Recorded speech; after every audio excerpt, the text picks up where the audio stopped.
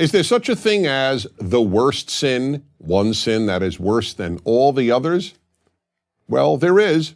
I am well aware that some people differ. They maintain that we can't declare any sin worse than any other.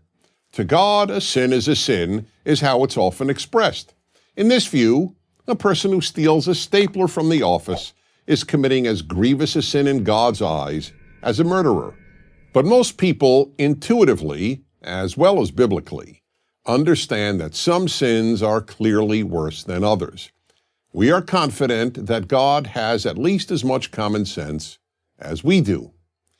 The God of Judaism and Christianity does not equate stealing an office item with murder.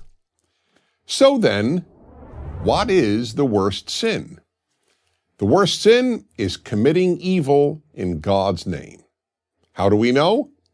From the third commandment of the Ten Commandments. This is the only one of the Ten Commandments that states that God will not forgive a person who violates the commandment. What does the commandment say? It is most commonly translated as, "Do not take the name of the Lord thy God in vain, for the Lord will not hold guiltless," meaning will not forgive, "whoever takes his name in vain."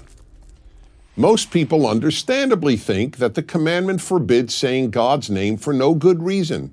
So something like, "God, did I have a rough day at work today," violates the third commandment.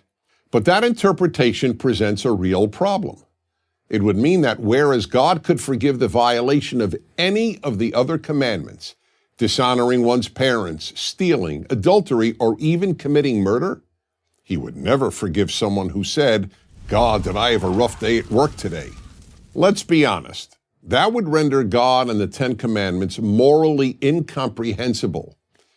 Well, as it happens, the commandment is not the problem. The problem is the translation. The Hebrew original does not say, "do not take." It says, "do not carry." The Hebrew literally reads, "Do not carry the name of the Lord thy God in vain."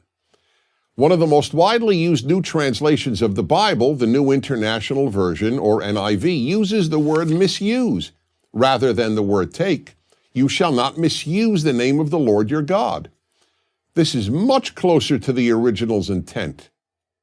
What does it mean to carry or to misuse God's name? It means committing evil in God's name, and that God will not forgive. Why not?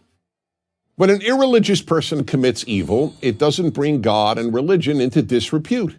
But when religious people commit evil, especially in God's name, they are not only committing evil, they are doing terrible damage to the name of God. In our time, there is an example of this. The evils committed by Islamists who torture, bomb, cut throats, and mass murder, all in the name of God, do terrible damage to the name of God.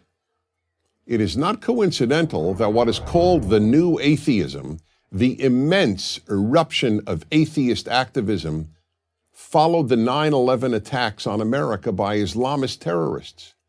In fact, the most frequent argument against God and religion concerns evil committed in God's name, whether it is done in the name of Allah today or was done in the past in the name of Christ.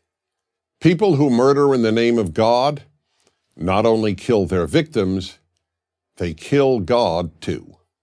That's why the greatest sin is religious evil. That's what the third commandment is there to teach. Don't carry God's name in vain. If you do, God won't forgive you. I'm Dennis Prager.